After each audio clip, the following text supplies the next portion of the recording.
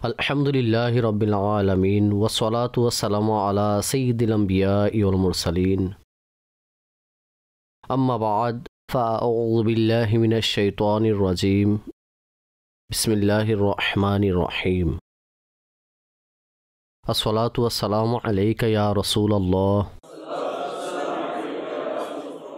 व अला आलिका व अस्हाबिका या हबीबल्लाह अस्सलातु वस्सलामु अलैका या नबी अल्लाह व अला आलिका व अस्हाबिका या नूर अल्लाह। अल्हम्दुलिल्लाहि अज़्ज़ा व जल नबी मुहतरम सल्लल्लाहु ताला अलैहि व आलिहि ওয়াসাল্লামের জীবনের দরস আমাদের চলমান। ইমাম আব্দুল গনি ইবনে আব্দুল ওয়াহিদ আল মাকদেসি रहमतुल्लाहि ताला अलैहिर किताब मुख्तसर सीरतुन नबी सल्लल्लाहु ताला अलैहि वसल्लम যার দরস আমরা শ্রবণ করছি এবং এটি ধারাবাহিকতার সাথে নবী পাক সাল্লাল্লাহু তাআলা আলাইহি ওয়াসাল্লামের জীবনীকে সংক্ষিপ্ত আকারে যার সম্পর্কে প্রত্যেক মুসলমানের জেনে রাখা আবশ্যক এই প্রেক্ষাপটে উল্লেখ করেছেন। এর পূর্বের দরস ছিল যাতে আমরা নবী মুহতারাম সাল্লাল্লাহু আলাইহি ওয়াসাল্লামের নাম মোবারক, উপাধি এবং হুজুর আলাইহি সালাতু সালামের মোবারক বংশ সম্পর্কে শুনেছিলাম যে তার পূর্বপুরুষের নাম কী ছিল, কতটুকু পর্যন্ত বংশসূত্র স্বয়ং হুজুর আলাইহি সালাম বর্ণনা করেছেন, আর সামনের বংশসূত্র কী বর্ণনা করা হয়েছে। মায়ের দিক থেকে যে বংশসূত্র ছিল তাও আমরা শ্রবণ করেছি। এখন সামনে নবী পাক সাল্লাল্লাহু তাআলা আলাইহি ওয়া আলিহি ওয়াসাল্লামের শুভাগমন সম্পর্কে আলোচনা করা হচ্ছে। এই প্রসঙ্গেও কিছু বিষয় শ্রবণ করে নিন। নবী পাক সাল্লাল্লাহু আলাইহি ওয়াসাল্লামের মুবারক শুভাগমন কখন হয়েছিল এই সম্পর্কে সংখ্যাগরিষ্ঠ আলেমদের অভিমত কি? সংখ্যাগরিষ্ঠ অর্থাৎ অধিকাংশ কোনটার উপর তারা কি বলেন?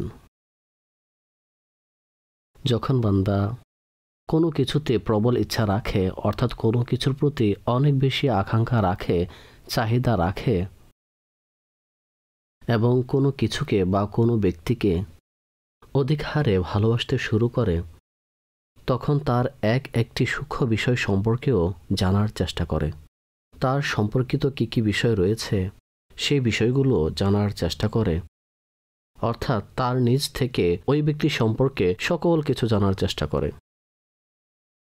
দুনিয়াবী দিক থেকে যদি দেখি বা দিনী দিক থেকে যদি দেখি, ইমাম বুখারী রহমতুল্লাহি তাআলা আলাইহির জীবন বৃত্তান্ত যদি আপনি দেখেন, তাহলে তার যে পরদাদা ছিলেন তিনি ঈমান আনয়ন করেছিলেন মুগীরা।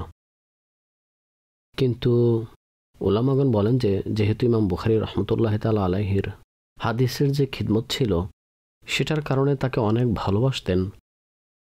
উপর পর্যন্ত তার বংশসূত্র বর্ণনা করা হয়েছে, তার একটি সূক্ষ্ম বিষয় সম্পর্কেও জানার চেষ্টা করা হয়েছে, এমনকি তার শহর পর্যন্ত ভ্রমণ করা হয়েছে। তো সেখানের ভাষায় তার পিতৃপুরুষের যে নাম রয়েছে তার অর্থ কী, এগুলো কারণ কি? কারণ হলো তার খিদমত রাসূলের কারণে মানুষের তার প্রতি ভালোবাসা সৃষ্টি হয়েছে। তিনি হাদিসের খিদমত করেছেন, তাই তাকে ভালোবেসেছে, এজন্যই তার সম্পর্কে জানার চেষ্টা করা হয়েছে। তো স্পষ্ট যে যারা হাদিসের খিদমত করার কারণে মানুষ তাকে এত ভালোবাসে, আর যার স্বয়ং হাদিসে মোবারকা তাকে মানুষ কত ভালোবেসেছে, এবং তার সংশ্লিষ্ট বিষয়গুলো সম্পর্কে জানার জন্য মানুষ কি কি চেষ্টা করেনি। এমনকি আমাদের যে সাহাবায়ে কেরাম আলাইহিমুর রিদওয়ান ছিলেন, আমি বেশিরভাগ এই বিষয়টি বর্ণনা করে থাকি যে হযরত আদম আলা নবিয়িনা আলাইহি সাল্লাতু সালাম থেকে নিয়ে হযরত ঈসা আলাইহি সাল্লাতু সালাম পর্যন্ত যত আম্বিয়া কেরাম আলাইহিমুস সালাতু সালাম তাশরিফ নিয়ে এসেছেন, সবাই পরিপূর্ণভাবে সফল। কারোর মধ্যে কোনো ত্রুটি নেই, কোনো কমতি নেই, প্রত্যেকেরই জীবনে উঁচু থেকে উঁচু পর্যায়ের। নবী পাক সাল্লাল্লাহু আলাইহি ওয়াসাল্লাম ইরশাদ করেছেন যে তারা ওই ব্যক্তিত্ব যাদেরকে আল্লাহ পাক হিদায়াত দিয়েছেন, ওই আম্বিয়া কেরাম আলাইহিমুস সালাতু সালাম, তাদের বিধানাবলী তোমরা অনুসরণ করো, অর্থাৎ তাদের যে মর্যাদা রয়েছে, তাদের যে পরিপূর্ণতা রয়েছে তা তোমরা পরিপূর্ণভাবে অনুসরণ করে নাও। তো আম্বিয়া কেরাম আলাইহিমুস সালাতু সালাম তারা সকলে পরিপূর্ণ ও সফলতা অর্জন করে তাশরিফ রেখেছেন। কিন্তু হজরত আদম আলাইহিসসালাম থেকে নিয়ে হজরত ঈসা আলাইহিসসালাম পর্যন্ত যদি আম্বিয়া কিরাম আলাইহিমুসসালামের জীবনী জানার চেষ্টা করি, তাহলে অল্প সংখ্যক ব্যতীত বেশি কিছু জানতে পারবো না। কয়েকটি ঘটনার বেশি কিছু আমরা জানতে সক্ষম হব না। মুসা আলাইহিসসালামের, ইব্রাহিম আলাইহিসসালামের অনেকগুলো ঘটনা বর্ণনা করা হয়েছে। কোরআনে পাকের মধ্যেও বর্ণনা করা হয়েছে, হাদিসের মধ্যেও বিদ্যমান। কিন্তু আমরা এটা বলতে পারি যে যেভাবে তাদের জীবনী সমষ্টিগত ছিল এবং তা আমাদের সামনে বিদ্যমানও আছে, এমনটি নয়। যেভাবে সকাল থেকে শুরু করে সন্ধ্যা পর্যন্ত এবং সন্ধ্যা থেকে সকাল পর্যন্ত পরিপূর্ণভাবে সব কিছু তাদের জীবনী সম্পর্কে আমরা জানতে পারবো এমন নয়। কিন্তু নবী মুহতারাম সাল্লাল্লাহু তাআলা আলাইহি ওয়াসাল্লামের পবিত্র সত্তা, তার এমন কোন বিষয় রয়েছে যে যার সম্পর্কে মুমিন জানতে চাইবে কিন্তু জানতে পারবে না। চাই সেটা সৃষ্টি সম্পর্কে হোক, আখলাক সম্পর্কিত বিষয় হোক, চাই সত্তাগত সম্পর্কে হোক, প্রত্যেক দিক থেকে নবী পাক সাল্লাল্লাহু আলাইহি ওয়াসাল্লামের জীবনী, তার অবয়ব সাহাবায়ে কেরাম আলাইহিম রিদওয়ান আমাদের সামনে স্পষ্ট করে দিয়েছেন। তো এটা সাহাবায়ে কেরাম আলাইহিম রিদওয়ানের অনেক বড় একটি দয়া, আর দয়াও বটে যে নবী পাক সাল্লাল্লাহু তাআলা আলাইহি ওয়াসাল্লামের জীবনীর একটি বিষয়ে গভীরভাবে অধ্যয়ন করেছেন, অতঃপর সেটাকে সামনে বর্ণনা করেছেন। এমনকি পারিবারিক বিষয় যা সাধারণত মানুষের নিকট গোপন থাকে, কিন্তু ঘরের অনেকগুলো বিষয় এমন থাকে যা বাহিরে বর্ণনা করা যেতে পারে এবং সে পদ্ধতিকে অন্যজনও অনুসরণ করতে পারে। তো এটাই সাহাবায়ে কেরাম আলাইহিম রিদওয়ান, তাবেঈন, পবিত্র বিবিগণের কাছেও নবী পাক সাল্লাল্লাহু আলাইহি ওয়াসাল্লামের পারিবারিক বিষয় সম্পর্কে জিজ্ঞাসা করতেন যে হুজুর সাল্লাল্লাহু তাআলা আলাইহি ওয়াসাল্লাম গৃহের মধ্যে কিভাবে সময় অতিবাহিত করতেন। তারা বর্ণনা করতেন যে এভাবে নবী পাক সাল্লাল্লাহু আলাইহি ওয়াসাল্লাম গৃহের মধ্যে থাকতেন, নিজেই কাজ করে নিতেন, নিজের পাদুকা শরীফ নিজেই সেলাই করে নিতেন, ঘরের পণ্যদ্রব্য নিজে গিয়েই নিয়ে আসতেন, নামাজের সময় হলে সকল কাজ ছেড়ে নামাজের জন্য তাশরিফ নিয়ে যেতেন। এই সকল বিষয় তাদের সামনে বর্ণনা করতেন। এই জন্যই নবী পাক সাল্লাল্লাহু আলাইহি ওয়াসাল্লামের সাথে সম্পর্কিত যে বিষয়গুলো রয়েছে তা জানার জন্য মুমিন সর্বদা চেষ্টা করতে থাকে। মুসলমান ঈমানদার এই ব্যাপারে অনেক বেশি আকাঙ্ক্ষা পোষণ করেন। আরববাসী যারা ছিল তাদের নিকট প্রাথমিক পর্যায়ে এই বিষয়ের রীতি ছিল না যে তারা লিখবে। অনেক কম প্রচলন ছিল যে তারা কোনো কিছু লিখে রাখত।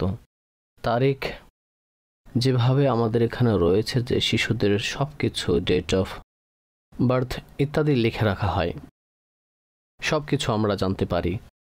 কিন্তু আরববাসীদের অনেক পূর্বে এমন প্রচলন ছিল না যে তারা এভাবে তারিখ লিখত। অনুরূপভাবে তাদের যুগে যেই দিন নির্দিষ্ট করা হতো তা কোনো না কোনো প্রসিদ্ধ ঘটনার দ্বারা সেটাকে নির্দিষ্ট করা হতো যে এটা অমুক ঘটনা যখন ঘটেছিল, অমুক গুরুত্বপূর্ণ ঘটনা, সেই ঘটনার পরই এই ঘটনা ঘটেছিল। সুতরাং এই ঘটনা তাদের জন্য একটি তারিখ হয়ে যেত যে অমুক ঘটনার পূর্বে পৃথিবী এমন ছিল, আমাদের কাজগুলো এমন ছিল, এবং অমুক ঘটনার পর আমাদের কাজগুলো এভাবে হওয়া শুরু হয়। এটা আরববাসীদের একটি পদ্ধতি ছিল। নবী পাক সাল্লাল্লাহু তাআলা আলাইহি ওয়াসাল্লামের শুভ আগমন অবশ্যই অনেক বড় একটি ঘটনা ছিল, এবং শয়তান, যার অবস্থা এমন ছিল যে সে আকাশের উপরে যেত, জিনেরা আকাশের উপরে যেত, অতঃপর সেখানের বার্তা নিয়ে এসে কিছু না কিছু কাটছাট করে নিচে জমিনে পৌঁছে দিত। কিন্তু নবী পাক সাল্লাল্লাহু তাআলা আলাইহি ওয়াসাল্লামের যখন শুভাগমন হয় তখন তার আকাশের উপর যাওয়া বন্ধ করে দেওয়া হলো। সেখান থেকে তাদেরকে নক্ষত্র মারা হতো এবং তাদের দূর করে দেওয়া হতো। সুতরাং তারা পুরো জমিনের মধ্যে ঘুরত যে হলোটা কি এমন হয়েছে যে যার কারণে আমাদেরকে এভাবে আকাশে যাওয়া বন্ধ করে দেওয়া হলো। তখন শয়তানের একটি দল ওয়াদিয়ে তিহামার দিকে অর্থাৎ মক্কার দিকে আসলো। এই হাদিস বুখারী শরীফের মধ্যে বিদ্যমান। আর তারা নবী পাক সাল্লাল্লাহু আলাইহি ওয়াসাল্লামকে তার সাহাবীদের সাথে ফজরের সময় তিলাওয়াত করতে শুনল। অতঃপর তারা গিয়ে নিজের দলকে খবর দিল যে আমরা তো এটা বিশ্বাস করে নিয়েছি, এবং তারা এও বলেছে যে কারণ এটাই যার কারণে তোমার আকাশে যাওয়া বন্ধ করে দেওয়া হয়েছে। নবী পাক সাল্লাল্লাহু আলাইহি ওয়াসাল্লামের শুভাগমন হয়েছে, তার প্রেরণ হয়েছে, সুতরাং এরপর থেকে তারা এ ধরনের কোনো প্রকার কর্মকাণ্ড করতে পারেনি। আরও অনেক ঘটনা সংঘটিত হয়েছে। সাবা নদী শুকিয়ে গিয়েছে, কিসরার যে প্রাসাদ ছিল সেটা 14টি দালান ধসে পড়েছিল, আর তাছাড়া আরও অনেক ঘটনা ঘটেছে। পারস্যের 100 বছরের আগুন নিভে গিয়েছিল নবী পাক সাল্লাল্লাহু আলাইহি ওয়াসাল্লামের শুভাগমনে। কিতাবীরা সর্বদাই নবী পাক সাল্লাল্লাহু আলাইহি ওয়াসাল্লামের শুভাগমনের ব্যাপারে আলোচনা করত, এবং বিশেষ করে বহু সংখ্যক কিতাবী সেদিন যেদিন নবী পাক সাল্লাল্লাহু তাআলা আলাইহি ওয়াসাল্লামের শুভাগমন হয়েছিল তারা মক্কায় আসলো এবং এসে নিয়ম অনুযায়ী হযরত আব্দুল মুত্তালিব রাদিয়াল্লাহু তাআলা আনহুকে সুসংবাদ দিল যে এই শিশু যার সুসংবাদ আমরা দিতাম তার শুভাগমন আপনার ঘরে হয়েছে। আর অনেকে এসে নবী পাক সাল্লাল্লাহু আলাইহি ওয়াসাল্লামের উভয় কাঁধের মাঝখানে যে নবুয়তের সিলমোহর ছিল সেটাকে দেখল। কিন্তু যেহেতু লেখার প্রচলন ছিল না, কোনো বিষয়কে নির্দিষ্ট করার প্রথা ছিল না যে কার জন্ম হয়েছে, কোন দিন হয়েছে, কত তারিখে হয়েছে, কত সালে হয়েছে, এই জন্যই এই বিষয়ে আলেমদের অনেক মতানৈক্য তৈরি হয়েছে যে নবী পাক সাল্লাল্লাহু তাআলা আলাইহি ওয়াসাল্লামের শুভাগমন কত সালে হয়েছে, শুভাগমন কত সালে হয়েছে, সেদিন কত তারিখ ছিল। এখানে লেখক ইমাম আব্দুল গনি বিন আব্দুল ওয়াহিদ আল মাকদেসি রহমতুল্লাহি তাআলা আলাইহি একটি উক্তি উল্লেখ করেছেন, কিন্তু এর মধ্যে বহু মতানৈক্য রয়েছে। সর্বপ্রথম কথা হলো যে এটার ওপর তো একমত যে নবী পাক সাল্লাল্লাহু তাআলা আলাইহি ওয়াসাল্লামের শুভাগমন সোমবারে হয়েছিল, শুভাগমন সোমবারে হয়েছিল। এজন্যই স্বয়ং নবী পাক সাল্লাল্লাহু তাআলা আলাইহি ওয়াসাল্লাম ইরশাদ করেছেন, যখন তাকে জিজ্ঞাসা করা হয়েছে যে আপনি এই দিন রোজা কেন রাখেন, সোমবার দিনে, ইরশাদ করলেন ফিহি উলিদতু, এই দিনেই আমার জন্ম হয়েছিল। ফিহি উনজিলা আলাইয়া, এই দিনই ছিল যেদিন আমার উপর প্রথম ওহী নাজিল করা হয়েছিল। এবং সহিহ ইবনে খুজাইমা ইত্যাদি রিওয়ায়াতের মধ্যে রয়েছে যে ইরশাদ করেন ফিহি আমুতু, এই দিনে আমি দুনিয়া থেকে পর্দা করব, এই দিনেই দুনিয়া থেকে পর্দা করব। অর্থাৎ নবী পাক সাল্লাল্লাহু আলাইহি ওয়াসাল্লাম দুনিয়া থেকে নিজের পর্দা করার দিন পূর্ব থেকে সোমবার বলে দিয়েছিলেন। এই রিওয়ায়াত মারুফ নয়, কিন্তু সহিহ ইবনে খুজাইমার মধ্যে এবং অন্যান্য কিতাবের মধ্যেও এই রিওয়ায়াত বিদ্যমান। সহিহ মুসলিমের মধ্যে তো শুধু এতটুকু যে ফিহি উলিদতু ফিহি উনজিলা আলাইয়া, এই দিনই ছিল যেদিন আমার জন্ম হয়েছিল এবং যাতে আমার উপর প্রথম ওহী নাজিল হয়েছিল। কিন্তু অন্যান্য রিওয়ায়াতের মধ্যেও এই বাক্য রয়েছে। তো যেহেতু সহিহ হাদিস মুবারাকার মধ্যে চলে এসেছে, স্বয়ং নবী পাক সাল্লাল্লাহু আলাইহি ওয়াসাল্লাম দিন বলে দিয়েছিলেন যে কোন দিন শুভাগমন হয়েছিল, এজন্যই এখন এখানে কোনো সন্দেহ ও মতানৈক্য রইলই না যে নবী পাক সাল্লাল্লাহু তাআলা আলাইহি ওয়াসাল্লামের শুভাগমন কোন দিন হয়েছিল। বাকি রইল মাস, কোন মাস ছিল এই সম্পর্কে ওলামাদের বিভিন্ন উক্তি রয়েছে।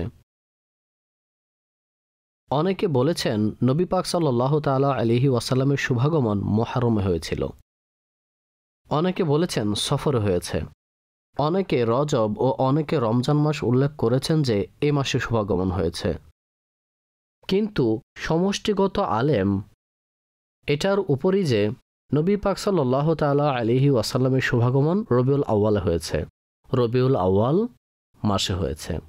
এখন অন্যান্য উক্তির দিকে মনোনিবেশ করা হয় না, অন্যান্য উক্তির দিকে মনোনিবেশ করা হয় না। কেউ উল্লেখও করেন না যে রজব মাসে হয়েছে বা সফর মাসে হয়েছে, মুহররম মাসে হয়েছে, এমন কোনো আলোচনাও কেউ করেন না। এজন্যই যে সমষ্টিগত আলেম এটার উপরে যে নবী পাক সাল্লাল্লাহু আলাইহি ওয়াসাল্লামের শুভাগমন রবিউল আউয়াল মাসে হয়েছে। আর মুমিনদের নিকট এটাই প্রসিদ্ধ যে হুজুর আলাইহিস সালাতু সালামের শুভাগমন রবিউল আউয়াল মাসে হয়েছে। বাকি রইল দিন, তারিখ, সেদিন কত তারিখ ছিল। এর মধ্যেও ওলামাদের বিভিন্ন মতানৈক্য রয়েছে। অনেকে বলেছেন রবিউল আউয়ালের 2 তারিখ ছিল, অনেকে বলেছেন 8 তারিখ ছিল, অনেকে বলেছেন 10 তারিখ ছিল। অধিকাংশ এটাই বলেছেন যে 12 তারিখ ছিল, অনেকে বলেছেন যে 17 তারিখ ছিল, অনেকে 18, অনেকে 21 তারিখ উল্লেখ করেছেন। এর মধ্যে 7টি উক্তি উল্লেখ করা হয়েছে। নবী পাক সাল্লাল্লাহু আলাইহি ওয়াসাল্লামের শুভাগমনের প্রসঙ্গে 7টি উক্তি বর্ণনা করা হয়েছে, কিন্তু সমষ্টিগত আলেম এটার উপরই যে নবী পাক সাল্লাল্লাহু তাআলা আলাইহি ওয়াসাল্লামের শুভাগমন 12 রবিউল আউয়াল তারিখে হয়েছে। তারিখের উপর অধিকাংশ আলেমের উক্তি এটার উপরে যে হুজুর আলাইহিস সালাতু ওয়াস সালামের শুভাগমন তা 12 তারিখে হয়েছে, এবং সর্বদা ওই উক্তি যার উপর সমষ্টিগত আলেম থাকেন সেটাকে মানা হয়।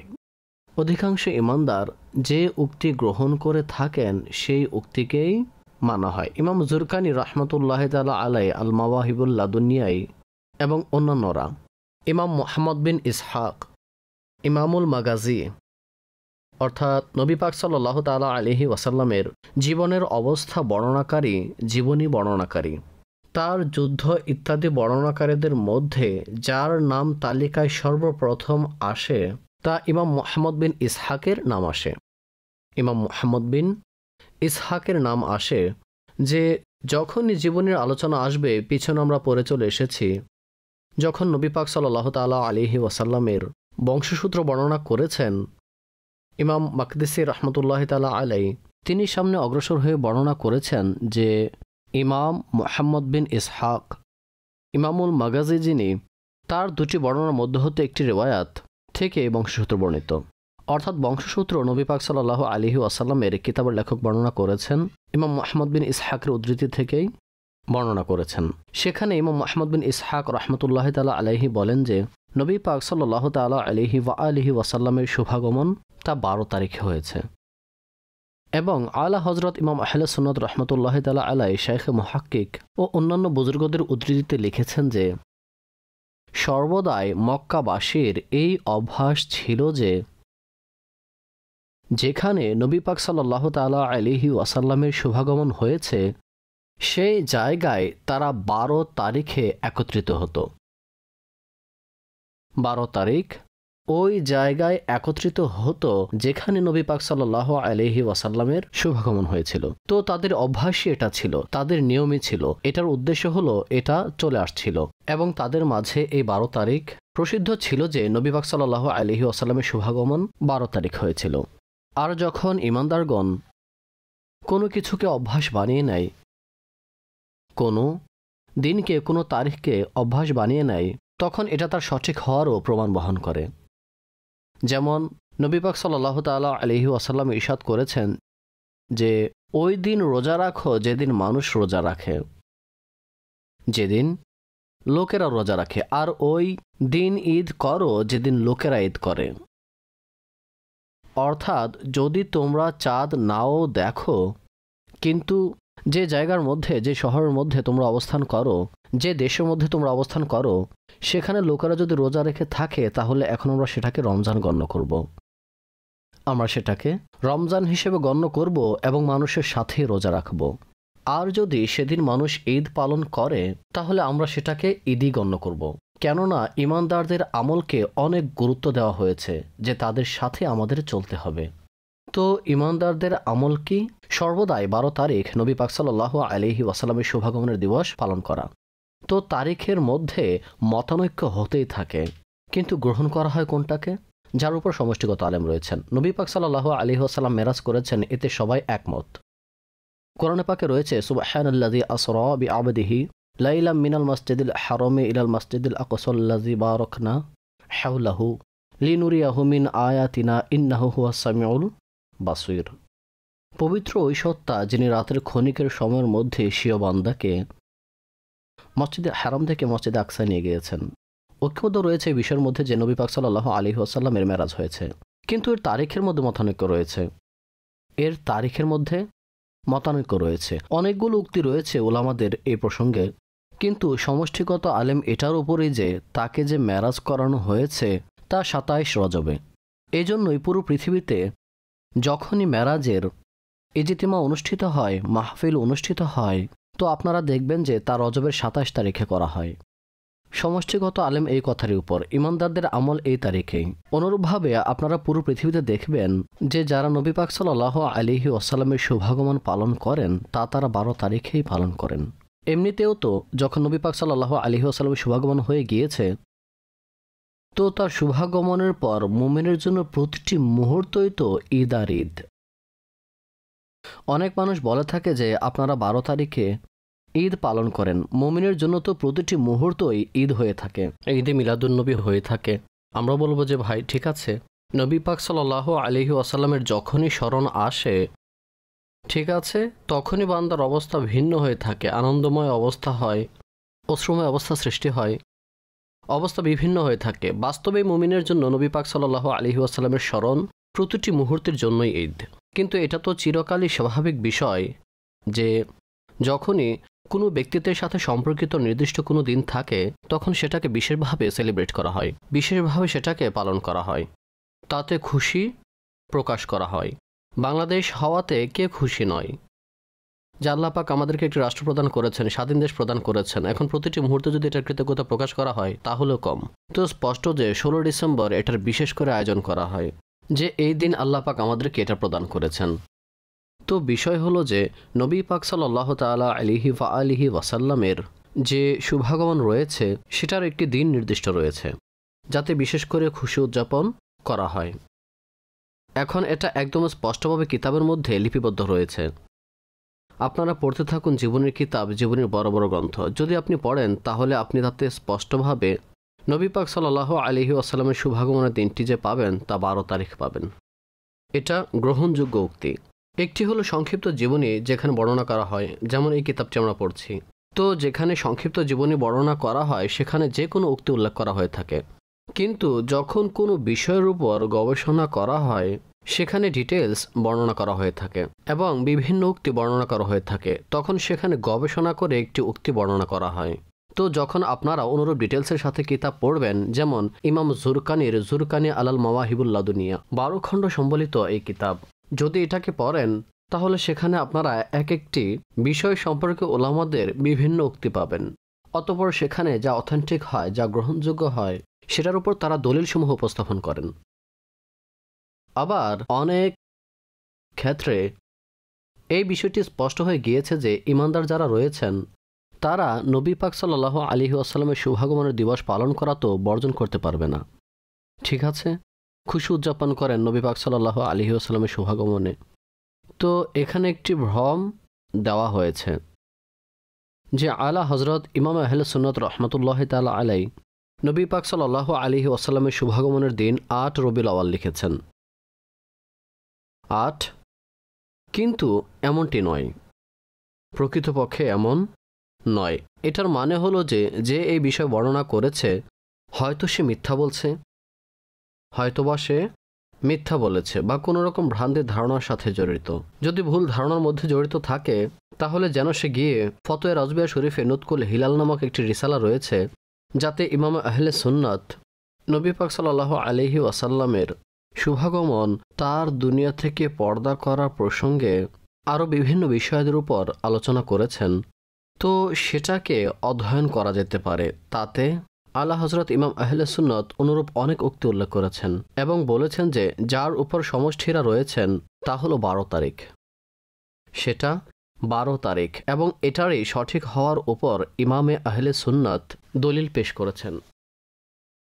এবং পাশাপাশি আমির আহলে সুন্নাত বলেন যে ঠিক আছে, আপনি 12 তারিখ খুশি উদযাপন করতে পারবেন না, আপনি 8 মানেন, 2 মানেন, তাতেই খুশি উদযাপন করে নিন, তাতেই খুশি উদযাপন করে নেন। কিন্তু তাতে যে খুশি উদযাপন করা হয় তা শুধুমাত্র প্রচার প্রসার করার জন্য। তো যাই হোক, 12 রবিউল আউয়াল এটা একটি সঠিক ও প্রমাণিত উক্তি যাতে নবী পাক সাল্লাল্লাহু আলাইহি ওয়াসাল্লামের শুভাগমন হয়েছে, যা খ্রিস্টাব্দ আমরা যাকে ইংরেজি সাল বলে থাকি সেটার কত তারিখ ছিল।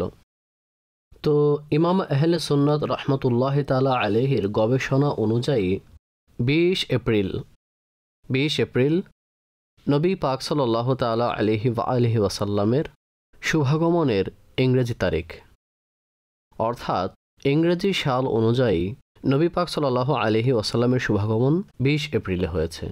তিনি বলেন, ভিলাদাতহু সাল্লাল্লাহু আলাইহি ওয়াসাল্লাম, নবী পাক সাল্লাল্লাহু তাআলা আলাইহি ওয়াসাল্লামের শুভাগমন। এই প্রসঙ্গে লেখক আলোচনা করছেন, ওয়া উলিদা রাসূলুল্লাহি সাল্লাল্লাহু আলাইহি ওয়াসাল্লামা বিমাক্কাতা আমাল ফিলি ফি শাহরি রবিউল আউয়ালি বিলাইলাতাইনি খলাতা মিনহু ইয়াউমা ইসনাইন। অর্থাৎ রসুলে পাক সাল্লাল্লাহু তাআলা আলাইহি ওয়া আলিহি ওয়াসাল্লাম রবিউল আউয়াল মাসের যখন 2 দিন অতিবাহিত হয়ে যায়, অর্থাৎ 2 তারিখ ছিল, তাতে সোমবার দিনে হস্তি বাহিনী বর্ষে জন্মগ্রহণ করেন। এটি হলো একটি উক্তি। তাছাড়া এখনই আমি আপনাদের সামনে উল্লেখ করে দিয়েছি যে সমষ্টিগত আলেমের উক্তি হলো যে 12 তারিখ নবী পাক সাল্লাল্লাহু আলাইহি ওয়াসাল্লামের শুভাগমন হয়েছে। রবিউল আউয়াল সম্পর্কে সমষ্টিগত আলেমের এই উক্তি। তাছাড়া এতে অন্যান্য উক্তিও রয়েছে। রজবেরও উক্তি রয়েছে, মুহররমেরও উক্তি রয়েছে, সফরেরও উক্তি রয়েছে, অনুরূপ রমজানের ব্যাপারেও উক্তি রয়েছে। কিন্তু সঠিক উক্তি হলো রবিউল আউয়াল মাসে নবী পাক সাল্লাল্লাহু আলাইহি ওয়াসাল্লামের শুভাগমন হয়েছে। আমুল ফিল। আমুল ফিল তার উদ্দেশ্য হলো ওই বছর যখন হস্তি বাহিনীর ঘটনা সংঘটিত হয়েছিল। আমি শুরুতে আপনাদের সামনে উপস্থাপন করেছি যে যখন কোনো প্রসিদ্ধ ঘটনা সংঘটিত হতো তখন সেটার দিকে ইঙ্গিত করে তারা ঘটনাকে সামনে বর্ণনা করত। যখন হস্তি বাহিনীর ঘটনা ঘটেছিল তখন উক্ত বছরে এই ঘটনা ঘটেছিল, বা এই ঘটনা হস্তি বাহিনীর ঘটনার পূর্বে সংঘটিত হয়েছিল, হস্তি বাহিনী বছরের পূর্বে ঘটেছে, বা এই ঘটনা হস্তি বাহিনীর ঘটনার এত বছর পর সংঘটিত হয়েছিল, 50 দিন পর, 100 দিন পর, 4 মাস পর, 10 মাস পর, এভাবেই তখন তারা ঘটনা বর্ণনা করত। যখন নবী পাক সাল্লাল্লাহু আলাইহি ওয়াসাল্লাম মক্কা থেকে মদিনার দিকে হিজরত করেন তখন হযরত সাইয়েদুনা ওমর রাদিয়াল্লাহু তাআলা আনহু তার খিলাফত কালে হিজরি সনের প্রতিষ্ঠা করেন। আর তখন থেকে হিজরি সনের উদ্ভব হয়। আর এখন তারিখ তারপর থেকেই বর্ণনা করা হচ্ছে, ঠিক আছে? তো হস্তি বাহিনীর ঘটনা প্রসিদ্ধ আবরাহা যে ছিল, সে মক্কা মুকাররমায় আক্রমণ করার জন্য পৌঁছেছিল এবং সে ইচ্ছা পোষণ করেছিল যে নাউযুবিল্লাহ মক্কা মুকাররমা থেকে পবিত্র কাবা শরীফকে উঠিয়ে দিবে এবং নিজের অঞ্চলে এমন একটি ঘর বানাবে যার তাওয়াফ করার জন্য ও জিয়ারত করার জন্য মানুষ আসবে। কিন্তু আল্লাহ পাক মক্কাকে সুরক্ষা দান করেন, কেননা স্বয়ং আল্লাহ পাক মক্কাকে নিরাপদ করেছেন এবং আবরাহা কোনোভাবে মক্কা মুকাররমায় হামলা করতে পারেনি। তো উক্ত বছরেই নবী পাক সাল্লাল্লাহু আলাইহি ওয়াসাল্লামের শুভাগমন হয়েছে, যে বছর হস্তি বাহিনীর ঘটনা ঘটেছে। তিনি আরও বলেন, ওয়াকালা বা'দুহুম ওয়ালিদা আদাল ফিলি বিআরবাঈনা আমানু। মতানৈক্য দেখুন যে অনেক আলেম এটা বলেন নবী পাক সাল্লাল্লাহু আলাইহি ওয়াসাল্লামের যে শুভাগমন হয়েছে তা হস্তি বাহিনীর ঘটনার 40 বছর পর হয়। 40 বছর পর হয়। ওয়াকালা বা'দুহুম ওয়ালিদা বা'দাল ফিলি বিসালাসিনা আমানু। অনেকে কি বলেন যে তার 30 বছর পর হস্তি বাহিনী ঘটনার পর শুভাগমন হয়। ওয়াসহিহু আন্নাহু ওয়ালিদা আমাল ফিল। কিন্তু সঠিক উক্তি কোনটি? হুজুর সাল্লাল্লাহু আলাইহি ওয়াসাল্লামের শুভাগমন হস্তি বাহিনীর বছর হয়েছে, যে বছর হস্তি বাহিনীর ঘটনা ঘটেছে সে বছরই হয়েছে। এখন কত বছর পর হয়েছে? তো এতে ইমাম মুহাম্মদ বাকির রাহমাতুল্লাহি তাআলা আলাইহি, সাইয়েদুনা ইমাম জয়নুল আবেদিন রহমতুল্লাহি তাআলা আলাইহির পুত্র, তার উক্তি হলো যে 55 দিন পর নবী পাক সাল্লাল্লাহু আলাইহি ওয়াসাল্লামের শুভাগমন হয়। যখন হস্তি বাহিনীর ঘটনা ঘটেছে তার 55 দিন পর নবী পাক সাল্লাল্লাহু আলাইহি ওয়াসাল্লামের শুভাগমন হয়েছে। হুজুর পাক সাল্লাল্লাহু আলাইহি ওয়াসাল্লাম যখন দুনিয়াতে তাশরিফ নিয়ে আসেন, তো এর পূর্বেও এবং এর পরেও অনেকগুলো ঘটনা ঘটেছে। সাইয়্যিদা আমিনা রাদিয়াল্লাহু তাআলা আনহা তিনি ইরশাদ করেন, যেভাবে অন্যান্য মহিলাদের ক্ষেত্রে কষ্টকর পরিস্থিতি হয় সেভাবে আমার ক্ষেত্রে এমন কোনো ঘটনা সংঘটিত হয়নি। জীবনের গ্রন্থগুলোতে স্পষ্টভাবে লেখা রয়েছে যে তিনি শক্ত পাথরে পা রাখতেন তখন তা নরম হয়ে যেত। মেঘের টুকরো সাইয়্যিদা আমিনা রাদিয়াল্লাহু তাআলা আনহার উপর ছায়া প্রদান করত। পানি নিজে নিজেই উপরের দিকে চলে আসত আর তাকে স্বপ্নে নবী পাক সাল্লাল্লাহু তাআলা আলাইহি ওয়া আলিহি ওয়াসাল্লামের আশার সুসংবাদ প্রদান করা হতো এবং তাকে বলা হতো যে তোমাকে সুসংবাদ যে উম্মতের সর্দার তোমার উদরে বিদ্যমান। এই সব কিছু নবী পাক সাল্লাল্লাহু আলাইহি ওয়াসাল্লামের শুভাগমনের পূর্বে হয়েছে। যখন শুভাগমন হয়েছে তিনি বলেন, এমন নূর চমকিয়েছে যে সে নূরের রশনিতে শাম দেশের মহলগুলোকে আমি দেখে নিয়েছি। তো শুভাগমনের সময়ও, শুভাগমনের পরেও এবং শুভাগমনের পূর্বেও নবী পাক সাল্লাল্লাহু আলাইহি ওয়াসাল্লামের মুজিজাসমূহ প্রকাশ হতে থাকে, তার বরকতসমূহ প্রকাশ হতে থাকে। তার একজন সাধারণ উম্মতকেও আল্লাহ পাক অনেক সম্মান ও মর্যাদা দান করেছেন। তো অনেক সময় তাদের জন্মের গুরুত্ব বহন করে, বিশেষ গুরুত্ব বহন করে, বিশেষ পদ্ধতিতে তাদের অবস্থাকে বর্ণনা করা হয়। এমন ঘটনা ঘটে থাকে যে তাদের পিতাকে, তাদের মাতাকে, তাদের পরিবারের সদস্যদের স্বপ্নে উক্ত জিনিস দেখানো হয়। স্বপ্নে তাদেরকে দেখানো হয় যে আপনাদের মাঝে এমন কোনো পুত্র আসতে চলেছে যার জ্ঞান ও শাস্ত্রের প্রসিদ্ধতা পুরো দুনিয়ায় ছড়িয়ে পড়বে, যার ভিলায়ত ও কারামত পুরো দুনিয়ায় ছড়িয়ে পড়বে। গওসে পাক রাদিয়াল্লাহু তাআলা আনহুর শুভাগমনের পূর্বে তার সম্মানিত বাবা নবী পাক সাল্লাল্লাহু আলাইহি ওয়াসাল্লাম ও অনেক আম্বিয়া কেরাম আলাইহিমুস সালামের জিয়ারত করেন। আর নবী পাক সাল্লাল্লাহু আলাইহি ওয়াসাল্লাম এই সুসংবাদ দিলেন যে তোমার পুত্র সন্তান হবে, যার কুতুব ও আউলিয়াদের মাঝে এমনই মাহাত্ম্য হবে যেমন আম্বিয়া ও মুরসালিনদের মধ্যে আমার মাহাত্ম্য। এটাই বর্ণনা করা হয়েছে। আলা হযরত ইমামে আহলে সুন্নাত রাহমাতুল্লাহি তাআলা আলাইহির সম্মানিত পিতা, তিনি স্বপ্নে দেখলেন, নিজের পিতা মহোদয়ের নিকট উল্লেখ করাতে তিনি বললেন, যেহেতু তুমি এমন স্বপ্ন দেখেছ, অতএব তোমার পুত্র সন্তানের জন্ম হবে, যার জ্ঞান ও শাস্ত্র পুরো দুনিয়ায় ছড়িয়ে পড়বে। আর এমনই হয়েছে। কেননা আলা হযরত ইমাম আহলে সুন্নাত রাহমাতুল্লাহি তাআলা আলাইহির যিনি পীর ও মুর্শিদ ছিলেন, তার পুত্র ইমাম হুসাইন নূরি রহমতুল্লাহি তাআলা আলাই, তিনি মুফতি আজম হিন্দ রহমতুল্লাহি তাআলা আলাইহির জন্মের পূর্বে সুসংবাদ দিয়েছিলেন যে আপনার ঘরে আল্লাহর ওলি জন্মগ্রহণ করবেন। তো যখন তার উম্মতের মধ্যে এমন ব্যক্তিত্ব রয়েছে যার জন্মের পূর্বে এমন সুসংবাদ দেওয়া হয়, তাহলে স্বয়ং নবী পাক সাল্লাল্লাহু আলাইহি ওয়াসাল্লামের মুবারক মাহাত্ম্য কেমন হবে? কেমন কেমন ঘটনা সে সময় ঘটেছিল। তো জীবনের কিতাবের মধ্যে এই বিষয়গুলো বিদ্যমান। আর এটা ওই স্তরের ঘটনা যার জন্য তেমন কোনো মজবুত দলিলের প্রয়োজন পড়ে না, সেটা কোনো গ্রহণযোগ্য গ্রন্থে থাকাই যথেষ্ট হয়ে থাকে।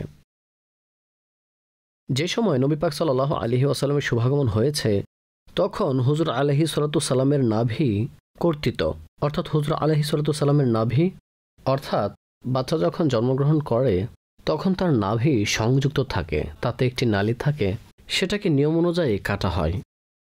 কিন্তু নবী পাক সাল্লাল্লাহু আলাইহি ওয়াসাল্লামের ক্ষেত্রে এমন কোনো কিছু ঘটেনি। খতনা করা অবস্থায় নবী পাক সাল্লাল্লাহু আলাইহি ওয়াসাল্লাম ভূমিষ্ঠ হন। সুরমা মাখা আখিদয়, যেন কুদরতিভাবে হুজুর আলাইহিস সালাতু সালামের আখিতে সুরমা লাগানো হয়েছে। আর সবচেয়ে বড় কথা হলো, নবী পাক সাল্লাল্লাহু আলাইহি ওয়াসাল্লাম যখন ভূমিষ্ঠ হন তখন তার আঙ্গুল ঊর্ধ্বভাগে উত্থাপিত ছিল, মস্তক ঝোঁকানো ছিল, যেন ভূমিষ্ঠ হওয়ার পরে আল্লাহ পাকের দরবারে নবী পাক সাল্লাল্লাহু তাআলা আলাইহি ওয়াসাল্লাম স্বীয় উম্মতের জন্য আরজি আবেদন করছেন। বিশেষ করে অনেক কিতাবের মধ্যে রয়েছে যে রব্বি উম্মতি রব্বি উম্মতি নবী পাক সাল্লাল্লাহু আলাইহি ওয়াসাল্লাম আবেদন করছিলেন। তো এটা নবী পাক সাল্লাল্লাহু আলাইহি ওয়াসাল্লামের মোবারক শুভাগমনের আলোচনা ছিল যে যখন হুজুর আলাইহিস সালাতু সালামের শুভাগমন হয়েছে তখন বরকতময় মুহূর্ত ছিল। সাইয়্যিদুনা ঈসা আলাইহিস সালাতু সালাম, সাইয়্যিদুনা ইয়াহইয়া আলাইহিস সালাতু সালাম, তারা ওই ব্যক্তিত্ব যাদের সম্পর্কে কোরআনে মাজিদ ফুরকান হামিদে ইরশাদ হয়েছে। হযরত সাইয়্যিদুনা ইয়াহইয়া আলাইহিস সালাতু সালাম সম্পর্কে আল্লাহ পাক ইরশাদ করেন, ওয়া সালামুন আলাইহি ইয়াউমা ওয়ালিদা ওয়া ইয়াউমা ইয়ামুতু ওয়া ইয়াউমা ইউবআসু হাইয়ান, অর্থাৎ যেই দিন তার শুভাগমন হয়েছে সেই দিনের উপর শান্তি বর্ষিত হোক, সেই দিনের উপর শান্তি বর্ষিত হোক। আর যেদিন তিনি দুনিয়া থেকে পর্দা করেছেন সেই দিনের উপরও শান্তি বর্ষিত হোক, এবং যেই দিন তাকে জীবিত করে উত্তোলন করা হবে সেই দিনের উপরও শান্তি বর্ষিত হোক। আর ঈসা আলাইহিস সালাতু সালাম স্বয়ং ইরশাদ করেন, ওয়াসালামু আলাইয়া ইয়াউমা উলিদতু ওয়া ইয়াউমা আমুতু ওয়া ইয়াউমা উবআসু হাইয়া, অর্থাৎ শান্তি বর্ষিত হোক ওই দিনের উপর যেদিন আমাকে সৃষ্টি করা হয়েছে। বরকতময় দিন ছিল, সেটা শান্তিময় দিন ছিল, এবং সেই দিনের উপর যেদিন আমার দুনিয়ার জীবন অন্ত হবে, এবং সেই দিনের উপর যেদিন পুনরায় জীবিত করে আমাকে উত্তোলন করা হবে। সকল ও সমগ্র দিনের প্রতি আল্লাহ পাকের পক্ষ থেকে শান্তি বর্ষিত হোক। তো যখন এই আম্বিয়া কেরাম আলাইহিমুস সালামের শুভাগমনের দিন শান্তিপূর্ণ হয়ে থাকে, তখন নবী পাক সাল্লাল্লাহু আলাইহি ওয়াসাল্লামের শুভাগমনের দিন শান্তিপূর্ণ কেন হবে না? এটা তো ওই দিন ছিল যেদিন পুরো বিশ্বজগৎকে আল্লাহ পাক শান্তি দান করেছিলেন, চারিদিকে আল্লাহ পাক বরকত রহমত বর্ষণ করেছিলেন। আরও অনেক বিষয় নবী পাক সাল্লাল্লাহু তাআলা আলাইহি ওয়াসাল্লামের শুভাগমনের প্রসঙ্গে উল্লেখ করা হয়েছে। তার যে শুভাগমনের মুহূর্ত ছিল তা ওলামাদের গবেষণা অনুযায়ী সুবহে সাদিকের সময় ছিল, যখন রাতের শেষের দিকে ও দিনের শুরুর দিকে, ঠিক আছে, একটা হচ্ছে নুক্তা বা আদাল উকু, নুক্তা বা আদাল উকু, যখন কোনো কিছু সংঘটিত হয় তখন সেটার কারণ বর্ণনা করা হয়, অর্থাৎ আলেমগণ চিন্তা ভাবনা করেন, অতঃপর তার থেকে পয়েন্ট বের করেন। তার থেকে যেমন উদাহরণস্বরূপ সদর শরিয়া রহমতুল্লাহ তাআলা আলাই ও মাওলানা আমজাদ আলী আজমি, মাওলানা আমজাদ আলী আজমি রহমতুল্লাহ তাআলা আলাই বাহারে শরিয়তের লেখক, কোথাকার বাসিন্দা? আজম শহরের, তাই তাকে কি বলা হয়? আজমি। বাহারে শরিয়তের ব্যাপারে 4 খণ্ডের গ্রন্থে আলা হজরত অভিমত লিখেছেন। আলা হজরত অভিমত লিখেছেন। তার মধ্যে আলা হজরত লিখেছেন যে মাওলানা আমজাদ আলী আজমি মজহাবান ও মাশরাবান ও মাউতিনান, অর্থাৎ তিনি আজমি। সদর শরিয়াকে আজমি কেন বলা হতো? কেননা তিনি আজম শহরের বাসিন্দা। কিন্তু আলা হজরত বলেন মাজহাবান, মাজহাবের পরিপ্রেক্ষিতে, অর্থাৎ তিনি ইমাম আজম আবু হানিফা রহমতুল্লাহ তাআলা আলাইহি মাজহাবের অনুসারী ছিলেন। তিনিও আজমি ছিলেন, অর্থাৎ ইমাম আজমি ছিলেন। এই জন্য তার দিকে ইঙ্গিত করে কি বলা হয়? আজমি ছিলেন। মাশরাবান, যেহেতু তিনি কাদরি ছিলেন। আর কাদরি সিলসিলা কার সাথে সম্পর্কিত? গৌসে আজমের দিকে। তিনিও আজমি, অর্থাৎ গৌসে আজম, তো স্বাভাবিকভাবে তিনিও কি হলেন? আজমি হলেন। এবং কোথাকার বাসিন্দা? আজম শহরের। তো দেশের পরিপ্রেক্ষিতে, স্থানীয় পরিপ্রেক্ষিতে কি হলেন? আজমি। এই বিষয়টি হয়তো সদর শরিয়া ভাবেননিও, সম্ভবত। তো ইমাম আহলে সুন্নাত কি করেছেন? গবেষণা করার পর এই পয়েন্ট বর্ণনা করেছেন যে আজমি এক দিক থেকে নয়, 3 দিক থেকে আজমি। তো অনেক বিষয় থাকে যাতে ওলামাগণ অনেক সুন্দর পয়েন্ট বর্ণনা করেন, যদিও বা সেটা উদ্দেশ্য থাকে না, কিন্তু যারা ভালোবাসেন তারা এগুলো নিয়ে সর্বদা চিন্তা ভাবনা করতে থাকেন। তো ইমানদারদের তাদের ভালোবাসা, দৃষ্টিভঙ্গি, তাদের আকাঙ্ক্ষা নবী পাক সাল্লাল্লাহু আলাইহি ওয়াসাল্লামের মাহাত্ম্য মর্যাদা বর্ণনা করা হয়ে থাকে। এখন অনেকগুলো খুব সুন্দর ঘটনা, খুব সুন্দর কথা এই জায়গায় বর্ণনা করা হয়েছে যে সুবহে সাদিকের সময় নবী পাক সাল্লাল্লাহু আলাইহি ওয়াসাল্লামের শুভাগমন হয়েছে। ভাই কেন এমন হয়েছে? তো অনেক আলেম নিজের কিতাবের মধ্যে জমিন ও আসমানের ঝগড়ার কথা বর্ণনা করেছেন। ফতোয়া ও হাদিসের মধ্যে এই আলোচনা হয়েছে। আরও অন্যান্য স্থানে আলোচনা হয়েছে যে ভাই জমিন শ্রেষ্ঠ নাকি আকাশ শ্রেষ্ঠ। জমিন প্রমাণ দিতে লাগলো, আকাশ প্রমাণ দিতে লাগলো যে আমার মধ্যে এটা আছে, আমার মধ্যে ওটা আছে। জমিন বলল আমার মধ্যে এই ঘটনা ঘটেছে, তো আকাশ বলল আমার সাথে এই। সর্বশেষ জমিন বলল যে আমার মধ্যে সৈয়দুল আম্বিয়া বিদ্যমান। তখন আকাশ নিশ্চুপ হয়ে গেল। हम हो गई पुश्ते फलक इस्तान ज़मी से सुन हम पे मदीना है ও রুতবা है हमारा। এখন আপনারা দেখুন, চিন্তা দেখুন তাদের, যে আকাশ আমাদের দিকে ঝুঁকে আছে অনুভব হয়। দূরে যদি দেখেন তাহলে মনে হবে ঝুঁকে আছে, কিন্তু ঝুঁকে নেই। ঝুঁকে নেই, কি মনে হয়? ঝুঁকে আছে মনে হয়। এখন কেউ যেমনই গবেষণা করুক, যেভাবে গবেষণা করুক, কেউ এরকম পয়েন্ট বের করবে, কেউ ওই রকম পয়েন্ট বের করবে, কেউ এরকম চিন্তা করবে, তো কেউ ওরকম চিন্তা করবে। কিন্তু আলা হজরতের চিন্তা আপনারা দেখুন, যে এটা এভাবে ঝুঁকে আছে কেন? এটা ঝুঁকে কেন? এই জন্য ঝুঁকে আছে যে জমিন বলল আমার মধ্যে মদিনা আছে, তোমার মধ্যে কি আছে? তোমার মধ্যে তো মদিনা নেই, মদিনা তো আমার মধ্যে, তাই আকাশ ঝুঁকে আছে। আঙ্গুল চুমু দেওয়াতে বিতর্ক করা হয়, আঙ্গুল চুমু দেওয়াতে বিতর্ক করা হয় যে নবী পাক সাল্লাল্লাহু আলাইহি ওয়াসাল্লামের মুবারক নাম আসলে তখন আঙ্গুলে চুমু দেওয়া জায়েজ কি জায়েজ নয়। দলিল পেশ করা হয় নবী পাক সাল্লাল্লাহু আলাইহি ওয়াসাল্লামের নামে আঙ্গুল চুমু খাওয়াতে স্বয়ং আলা হযরত সম্পূর্ণ কিতাব রচনা করেছেন মুনিরুল আইন নামে। মাহাত্ম্য দেখুন, 1400 সালের মধ্যে চলে যান, আপনার এই ভাবনা আসবেই না। আলা হযরত কি বলেন? তুমি একটু নামে মুহাম্মদকে তো দেখো, তাতে কি রয়েছে? মিম হা মিম দাল। আচ্ছা মিম সেটা কি রয়েছে? মিম হরফে শাফাবির হরফ, এটা ঠোঁট থেকে উচ্চারিত হয়। তো মিম যখন আপনি বলবেন তখন মিম কিভাবে হবে? উভয় ঠোঁট একসাথে মিলিত হয়ে যাবে, উভয় ঠোঁট একসাথে মুহাম্মদ। এটা ঠোঁটকে মেলানো ব্যতীত আপনারা বলতেই পারবেন না। উপরের ঠোঁট নিচের ঠোঁটকে চুমু খাবেই খাবে। ঠিক আছে, তাদের চিন্তা কেমন দেখুন। অন্যান্য দলিল তো পরে বর্ণনা করা হবে যে আঙ্গুল আমরা এখান থেকে এখানে চুমু খাবো। আমরা তো যখন শুধু নামে মুহাম্মদ উচ্চারণ করি তখন নিজে নিজে উপর ঠোঁট নিচের ঠোঁটকে চুমু খাবে। এখন দলিলের কি প্রয়োজন? এটা হলো চিন্তাধারা। এটা কি চিন্তা ধারণা। যখন নবী পাক সাল্লাল্লাহু আলাইহি ওয়াসাল্লামের শুভাগমন হয়েছে সুবহে সাদিকের সময়, তো এখন যারা ভালোবাসে তারা বর্ণনা করেছে যে তখন রাত ও দিনের ঝগড়া ছিল। রাত বলল যে আমার মধ্যে শুভাগমন হোক, দিন বলল যে আমার মধ্যে শুভাগমন হোক। উভয়ের কথা থেকে গেল যে রাত যাচ্ছে ও দিন আসছে, ওই সময় নবী পাক সাল্লাল্লাহু আলাইহি ওয়াসাল্লামের শুভাগমন হয়েছে। আর এর উপরও আলোচনা করা হয়েছে। ইমাম ইবনে হাজার আল হাইতামি রহমতুল্লাহ তাআলা আলাই এটার উপর আলোচনা করেছেন ফতোয়া হাদিসের মধ্যে যে রাত শ্রেষ্ঠ নাকি দিন শ্রেষ্ঠ। এতে আলেমদের বিভিন্ন ধরনের উক্তি রয়েছে যে রাতের মর্যাদাও ভিন্ন, দিনের মর্যাদাও ভিন্ন, আর এতে মোনাজারও বিদ্যমান। আর অধিকাংশ আলেম এটা বর্ণনা করেছেন যে উভয়ের গুরুত্ব রাখা হয়েছে, যে রাত চলে যাচ্ছে এবং দিনের আগমন। এছাড়াও আরও একটি প্রসিদ্ধ পয়েন্ট যে হজরত সৈয়দুনা আদম আলাইহিস সালামের শুভাগমন জুমার দিন আসরের শেষ মুহূর্তে হয়েছে। আসরের শেষ মুহূর্তে হয়েছে, এই জন্য এই সময়ে আল্লাহ পাক দোয়াকে কবুল করেন আদম আলাইহিস সালামের শুভাগমনের বরকতে। কেননা তিনি আল্লাহর নবী, সর্বপ্রথম মানুষ, মানুষ জাতির পিতা, মুহাম্মদের পিতা। তো এই জন্য যেহেতু তার সর্বপ্রথম শুভাগমন হয়েছে, তাই এই সময় আল্লাহ পাক দোয়া কবুল করেন। পয়েন্টে দেখুন ইমাম ইবনে আমিরুল হাজার মালিকি রহমতুল্লাহ তাআলা আলাইহির, তিনি বলেন যে যখন আদম আলাইহিস সালামের শুভাগমনের সময়ে আল্লাহ পাক দোয়া কবুল করেন, তাহলে সাইদুল আম্বিয়া সাল্লাল্লাহু আলাইহি ওয়াসাল্লামের শুভাগমনের সময় দোয়া কবুল কেন হবে না? ঠিক আছে, আল্লাহ তাআলা নবী পাক সাল্লাল্লাহু আলাইহি ওয়াসাল্লামের শুভাগমনের বরকত আমাদেরকে দান করুন। সর্বদা নবী পাক সাল্লাল্লাহু আলাইহি ওয়াসাল্লামের মাহাত্ম্য মর্যাদা বর্ণনা করার আমাদেরকে তৌফিক দান করুন। সামনে আলোচনা করছেন ইমাম আব্দুল গনি বিন আব্দুল ওয়াহিদ আল মাকদেসি রহমতুল্লাহ তাআলা আলাই। তিনি নবী পাক সাল্লাল্লাহু তাআলা আলাইহি ওয়া আলিহি ওয়াসাল্লামের সম্মানিত পিতা, নবী পাক সাল্লাল্লাহু তাআলা আলাইহি ওয়া আলিহি ওয়াসাল্লামের মা এবং নবী পাক সাল্লাল্লাহু তাআলা আলাইহি ওয়া আলিহি ওয়াসাল্লামের দাদা যান। এই তিনজনের উফাতের সময়, তাদের ইন্তেকালের সময় নবী পাক সাল্লাল্লাহু তাআলা আলাইহি ওয়াসাল্লামের বয়স মোবারক কত ছিল?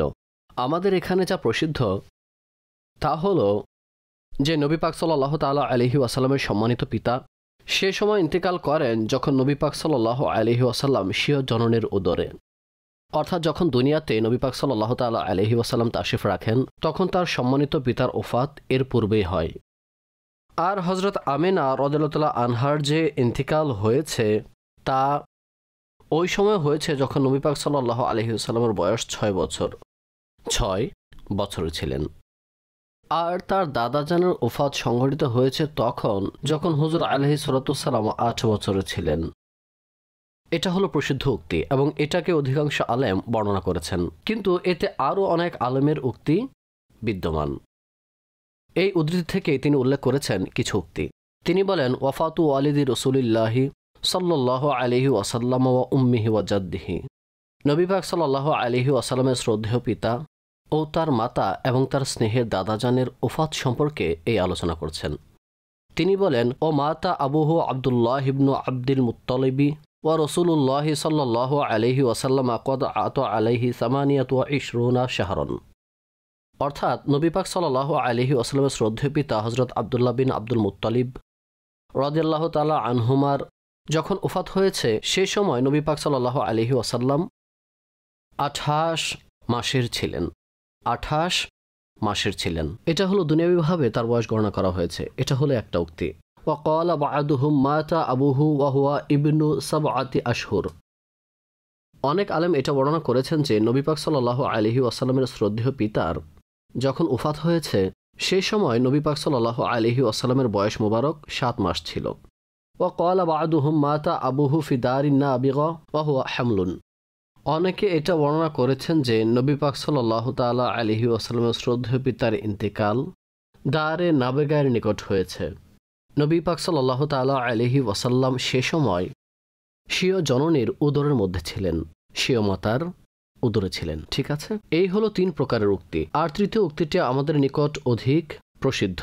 সাধারণত এটাকে বর্ণনা করা হয়। প্রথম 2টি উক্তি সাধারণত বর্ণনা করা হয় না এবং এগুলো প্রসিদ্ধ উক্তিও নয়, সঠিক উক্তি এটাই যে নবী পাক সাল্লাল্লাহু আলাইহি ওয়াসাল্লাম যখন দুনিয়াতে তাশরিফ রাখেন তার পূর্বে তার শ্রদ্ধেয় পিতা দুনিয়া থেকে প্রত্যাবর্তন করেন। মদিনায়ে মুনাওয়ারায় তার ওফাত হয়েছিল। তিনি মদিনা শরীফে ছিলেন, সেখানে তার ইন্তেকাল হয়েছিল। পূর্বে নাবেগার ঘরে, যা এখন মসজিদে নববী, সেটার নিকটবর্তী স্থানে ছিল। অতঃপর সেখান থেকে তার দেহকে জান্নাতুল বাকিতে স্থানান্তর করা হয়। ওয়াকিলা মাতাবিল আবওয়াই বাইনা মাক্কা ওয়াল মদিনা। একটি উক্তি হলো যে নাবেগার ঘরে ইন্তেকাল হয়েছে, অন্য একটি উক্তি হলো যে আবওয়া নামক স্থানে, যা মক্কা ও মদিনার মধ্যবর্তীতে, সেখানে তার ওফাত হয়েছে। কিন্তু এই উক্তিটি সঠিক নয়। মক্কা ও মদিনার মধ্যবর্তীতে নবী পাক সাল্লাল্লাহু আলাইহি ওয়াসাল্লামের পিতা নয়, বরং তার মাতার ইন্তেকাল হয়েছে। নবী পাক সাল্লাল্লাহু আলাইহি ওয়াসাল্লামের মায়ের ওফাত হয়েছে। ওয়াকাল আবু আব্দুল্লাহ জুবাইর ইবনু বাক্কারি আজ-জুবাইরি তুফি আব্দুল্লাহ ইবনু আব্দুল মুত্তালিবি বিল মদিনাতি ও রাসূলুল্লাহ সাল্লাল্লাহু আলাইহি ওয়াসাল্লাম ইবনু শাহরাইন। একটি উক্তি হলো যে, যা আবু আব্দুল্লাহ জুবাইর বিন বাক্কার আজ-জুবাইরি অনেক বড় বংশসূত্রের ইমাম, আর বংশসূত্র বর্ণনা করাতে, কুরাইশে বংশসূত্র বর্ণনা করাতে তার নাম ডাক রয়েছে। তিনি বর্ণনা করেন যে নবী পাক সাল্লাল্লাহু আলাইহি ওয়াসাল্লামের শ্রদ্ধেয় পিতার মদিনায়ে মুনাওয়ারায় সে সময় ইন্তেকাল হয়েছে যখন নবী পাক সাল্লাল্লাহু তাআলা আলাইহি ওয়াসাল্লাম 2 মাসের ছিলেন। 2 মাসের ছিলেন। এর মধ্যে চতুর্থ উক্তিও বিদ্যমান, কিন্তু সঠিক কি? হুজুর আলাইহিস সালাতু সালাম তখনও দুনিয়াতে তাশরিফ নিয়ে আসেননি, তার পূর্বেই তার শ্রদ্ধেয় পিতা মৃত্যুবরণ করেন। ইরশাদ করেন, ও মাতাত উম্মুহু ওয়া হুয়া ইবনু আরবাঈ সিনিনান ওয়াকিলা মাতাত উম্মুহু ওয়া হুয়া ইবনু সিত্তি সিনিনা। অর্থাৎ তার মায়ের ওফাত সেই সময় হয়েছে যখন তিনি 4 বছরের ছিলেন। আর অন্য একটি উক্তি হলো যে সে সময় তার ইন্তেকাল হয় যখন তিনি 6 বছরের ছিলেন। 6 বছরের ছিলেন। ওয়া মাতা জাদ্দুহু আব্দুল মুত্তালিবি ওয়া হুয়া ইবনু সামানি সিনিনা। এবং তার দাদাজানের ইন্তেকাল সে সময় হয়েছে যখন হুজুর আলাইহিস সালাতু সালাম 8 বছরের ছিলেন। এর মধ্যেও বিভিন্ন উক্তি বর্ণনা করা হয়েছে, কিন্তু সঠিক উক্তি এটাই যে হুজুর আলাইহিস সালাতু সালাম যখন 8 বছরের ছিলেন তখন তার দাদাজানের ওফাত হয়েছিল। সামনে অগ্রসর হয়ে যখন নবী পাক সাল্লাল্লাহু আলাইহি ওয়াসাল্লামের সন্তান মোবারকদের কথা আসবে, তখন আমরা আলোচনা করব এই বিষয় নিয়ে, যে নবী পাক সাল্লাল্লাহু আলাইহি ওয়াসাল্লামের জীবদ্দশায় এই বিষয়ে কি পরিমাণে দুঃখ ছিল। যদি আমরা দেখি তাহলে হুজুর আলাইহিস সালাতু সালামের যে নিকটাত্মীয় ছিল তাতে শুধু একমাত্র সাইয়্যিদা ফাতেমা জাহরা রাদিয়াল্লাহু তাআলা আনহা ওই ব্যক্তিত্ব যিনি হুজুর আলাইহিস সালাতু সালামের দুনিয়া থেকে পর্দা করার সময় বিদ্যমান ছিলেন, আর তিনিও 6 মাস পর দুনিয়া থেকে তাশরিফ নিয়ে চলে গেলেন। তাছাড়া হুজুর আলাইহিস সালাতু সালামের যে নিকটাত্মীয় ছিল তাদেরকে যদি আপনারা দেখেন তো তারা তখন দুনিয়া থেকে পর্দা করেন যখন নবী পাক সাল্লাল্লাহু তাআলা আলাইহি ওয়াসাল্লাম দুনিয়াতে তাশরিফ রাখছিলেন। আর অনেকে বলেন নবী পাক সাল্লাল্লাহু আলাইহি সাল্লাম যখন অনেক অল্প বয়স ছিলেন সে সময় তারা দুনিয়া থেকে প্রত্যাবর্তন করেন। হুজুর আলাইহিস সালাতু সালামের শ্রদ্ধেয় মায়ের ইন্তেকাল হয় আবওয়া নামক স্থানে। আবওয়া এটা আরবের প্রসিদ্ধ একটি জায়গা। বদর শরীফ থেকে একটু সামনে গিয়ে এটা পাওয়া যায়, পাহাড়ের উপর। সামনে অগ্রসর হয়ে উম্মে আইমান রাদিয়াল্লাহু তাআলা আনহার আলোচনা আসবে। তিনি ছিলেন এবং হযরত আমিনা রাদিয়াল্লাহু তাআলা আনহা ও নবী পাক সাল্লাল্লাহু আলাইহি ওয়াসাল্লাম ছিলেন। তো আবওয়া নামক স্থানে যখন তিনি পৌঁছলেন তো সেখানে তার ওফাত হয়, যার পর হযরত উম্মে আইমান রাদিয়াল্লাহু তাআলা আনহা সেখানে তাকে সমাধিত করেন আবওয়া নামক স্থানে। আর সেখান থেকে নবী পাক সাল্লাল্লাহু আলাইহি ওয়াসাল্লামকে নিয়ে তিনি মক্কা মুকাররমায় ফিরে আসেন। আলহামদুলিল্লাহ, উক্ত স্থানের জিয়ারত করার সৌভাগ্য অর্জিত হয়েছে। আলহামদুলিল্লাহ, কুদরতিভাবে আল্লাহ পাক সেই জায়গায় একটি বরকত রেখেছেন। আজও ইমানদারগণ সেখানে যাওয়ার অনেক আশা ও আকাঙ্ক্ষা রাখেন। আল্লাহ রাব্বুল ইজ্জাত আমাদের সকলকে নবী পাক সাল্লাল্লাহু তাআলা আলাইহি ওয়া আলিহি ওয়াসাল্লামের বংশীয়দের বরকত দান করুন। হুজুর আলাইহিস সালাতু ওয়াসসালামের শুভাগমনের সময় যে মুজিজাগুলো আল্লাহ পাক প্রকাশ করেছেন সেগুলোর বরকত আল্লাহ পাক আমাদেরকে দান করুন। আমি পূর্বে উল্লেখ করেছি যে নবী পাক সাল্লাল্লাহু তাআলা আলাইহি ওয়াসাল্লাম তার রিওয়ায়াত বিদ্যমান, হাদিস বিদ্যমান এবং এর উপর আলেমদের পুরোপুরি পুস্তিকা রয়েছে যে উভয়কে, স্বীয় পিতামাতা উভয়কে তিনি জীবিত করেছেন এবং জীবিত করে তাদেরকে নিজের উপর ঈমান আনার সৌভাগ্য দান করেছেন। আর তা এভাবে যে তাদের উভয়কে নবী পাক সাল্লাল্লাহু আলাইহি ওয়াসাল্লামের সাহাবীদের মধ্যে অন্তর্ভুক্ত করেছেন। একত্ববাদী পূর্ব থেকেই ছিলেন, মুমিন পূর্ব থেকেই ছিলেন, কিন্তু এখন কি সৌভাগ্য অর্জিত হয়েছে? নবী পাক সাল্লাল্লাহু আলাইহি ওয়াসাল্লামের সাহাবীর মধ্যে অন্তর্ভুক্ত হওয়ার সৌভাগ্য। আল্লাহ পাক আমাদের সকলকে নবী পাক সাল্লাল্লাহু আলাইহি ওয়াসাল্লামের জীবনী অধ্যয়ন করার তৌফিক দান করুন। আমিন বিজাহিন নবীল আমিন সাল্লাল্লাহু তাআলা আলাইহি ওয়া আলিহি ওয়াসাল্লাম।